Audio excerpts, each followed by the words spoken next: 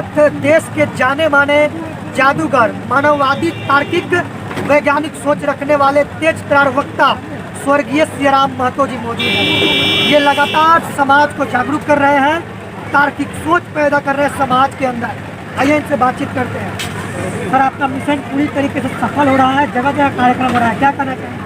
सबसे पहले आपको इस चैनल के माध्यम से आपको धन्यवाद देना चाहते हैं कि आप लोगों ने इतना यूट्यूब से वायरल किए हैं कि पूरा देश मांग हो गया, इतना बढ़ गया है, हम पहुँच नहीं पाते।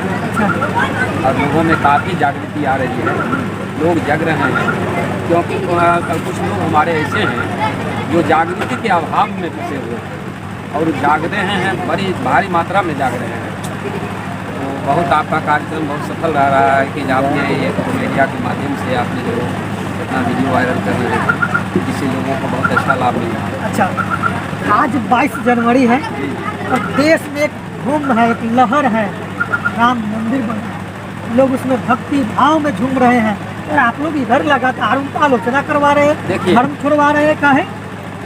सच्चाई न सत्य कभी न छिपता नहीं है। अच्छा, जैसे सूरज को, चंद्रमा को और सत्य को कितनों दबाना चाहेगा लोग, ये दबने वाला चीज नहीं है। अब क्या तुक बना ये 22 तारीख ही क्यों? क्योंकि बाबा साहब ने 22 प्रतिज्ञा दिया था। अच्छा। और बाबा साहब के बदौलत, लिखे ग्रंथ के बदौलत राम का घर भी बना, नहीं तो ये किसी कीमत पर नहीं बनता। उन्हीं के वोट में आकर के उनका घर बना और सारे लोग समझ रहे हैं भगवान को इंसान जहाँ चाहे तहाँ खड़ा कर सकता है। और इंसान ने मिलकर के भगवान अगर होते तो कहते हैं देवता देने का काम करते हैं, और उस सारे पूरे देश भीख मांगने का काम किया है, क्योंकि उन्हीं सहाय है, अपंग हैं, जो हमारे लोगों के सहयोग से उनका घर बन रहा है। अगर हम लोग हमारे लोग सहयोग नहीं करते तो उनका घर नहीं बनता। आप खुश नहीं है? हम तो खुश क्या रहेंगे? अगर देखिए, खुश तो हम इस बात से हैं, यूक्रेन जैसा छोटा देश से खुश हैं, जो देखने में छोटा 4 करोड़ की आबादी है, लेकिन भारत का भविष्य वहाँ से बन रहा था, क्योंकि भारत के युवा वहाँ पढ़ाई कर रहे थे, एजुकेशन प्राप्त कर रहे थे। अच्छा। तो खुश तो हम वहाँ से हैं। अगर उस ढंग का यूनिवर्सिटी, मेडिकल कॉलेज होता तो लाखों, ना जाने लाखों का भविष्य बनता। हम पहले से कहते थे ना मंदिर बनाओ ना मस्जिद बनाओ, ना वहाँ अल्लाह आएंगे ना राम आएंगे, वहाँ पर खुला दो विश्वविद्यालय, कितना अम्बेडकर और कलाम बनेंगे, लेकिन वहाँ अम्बेडकर और कलाम की ज़रूरत नहीं है। अगर ऐसा हो जाता है लोग जग जाएंगे कि पोगापंथी की व्यवस्था टूट जाएगा, जो हमको बेवकूफ़ बनाकर शासन सत्ता में है, उसका ही शासन सत्ता नहीं रहेगा। लोग जाएंगे हिंदू के लिए बना है, तो हिंदू का हम तो इंसान हैं। बाबा साहब ने देश को नहीं छोड़ा इतना प्रताड़ित होने पर, क्योंकि बाबा साहब समझ रहे थे इसमें देश दोषी नहीं है, धर्म दोषी है, इसलिए हिंदू धर्म छोड़ दिए और मानववादी धर्म को अपनाए, क्योंकि धर्म दोष मतलब बर्बाद करता है, देश में दोष नहीं है। ये बाबा साहब ने जाना के लिए बनाया मंदिर बनाया है 1.5% की दुकानदारी चलाने के लिए।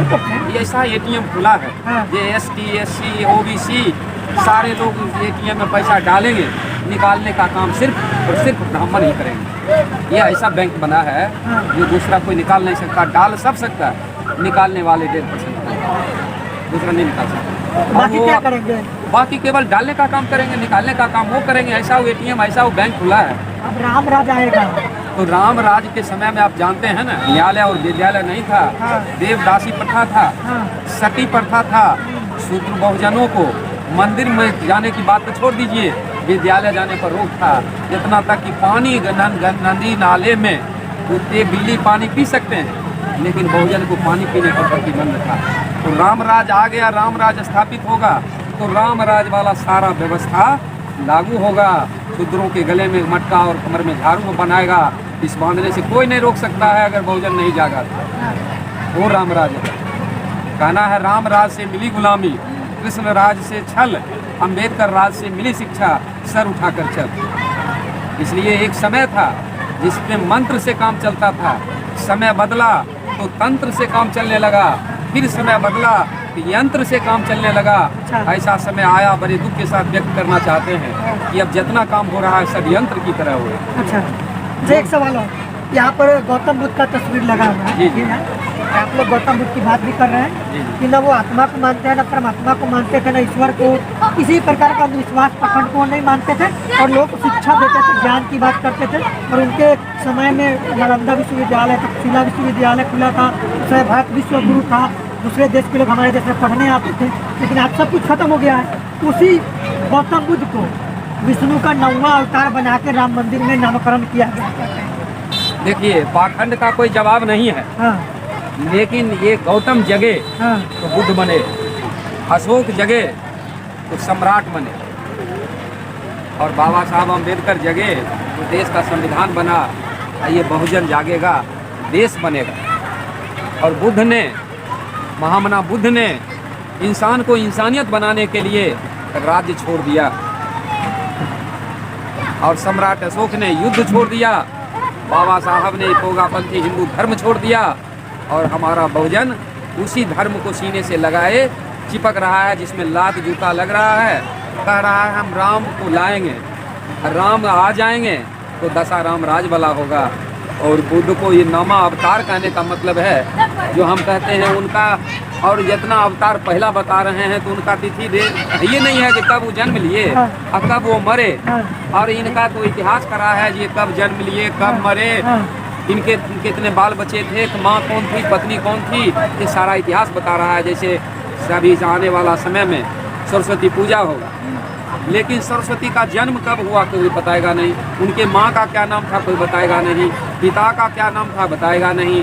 सरस्वती को माँ बहन लोग सिंदूर लगाती है, लेकिन उसके पति का क्या नाम है ये नहीं बताएंगे। और क्या कितना विद्यालय खोलें ये भी नहीं बताएंगे।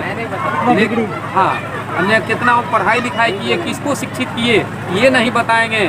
और उसी जगह माता सावित्रीबाई फुले हैं, उनका इतिहास देख लीजिए। लेकिन वहाँ जहाँ ये माता सावित्रीबाई फुले ने महाराष्ट्र पुणे में जो विद्यालय खोला, उस विद्यालय का दीवार अभी भी दुरुस्त है, लेकिन वो खंडर पड़ा है। अब बगल में इतना बड़ा मंदिर बना दिया जो उसको ढक दिया। बगल वाला लोग को पूछिएगा माता सावित्रीबाई का विद्यालय कौन था, तो चौंकते हैं। लेकिन बुजुर्ग लोग बताते हैं सर ये है, उसमें हम चढ़ रहे थे तो मत चढ़िए सर, गिर जाएगा, बहुत पुराना मकान है, उसको देखने वाला उस धरोहर का कोई नहीं है। तो बुद्ध जो है विष्णु के अवतार है? जी नहीं है? ये मानव है, कैसे महामानव है। और लोग पाखंडियों ने इनको, अब बाबा साहब को भी कह रहे हैं कि ये भी अवतारी पुरुष हैं। अच्छा, तो उसका क्या जवाब है? देवता बना रहे हैं, देवता बना रहे हैं। तो ये जो है से इसी को समझने की जरूरत है। आज रख लीजिए, हिंदू और मुसलमान करके आपस में बर्बाद हो रहे हैं हम लोग। एगो पूरब पथ घुमा दिया कि तुम्हारा देवता सूर्य है, तुम चोटी बढ़ा लो। एगो पश्चिम घुमा दिया, तुम्हारा देवता चांद है, तुम दाढ़ी बढ़ा लो। और दोनों को आपस में लड़वाता है। और दोनों का में से किसी का बेटा IAS IPS बन जाए या विधायक और सांसद बन जाए, जो अछूत और नीच कहने वाला उससे दोस्त नहीं दामाद बनाता है। ये इतिहास बता रहा है, आपका गूगल बता रहा है, और हजारों प्रमाण है। वो जो बुद्ध है वो विष्णु का अवतार नहीं? जी नहीं, किसी की क्यों वो अपने में क्यों मिला रहे हैं वो लोग? वो इसलिए मिला रहे हैं कि हमारा दुकानदारी बरकरार रहे। अच्छा, और इनका विचार फैले नहीं। इनका विचार फैले नहीं, और इसको लुप्त कर दिया जाए, और ऐसा ही किया है।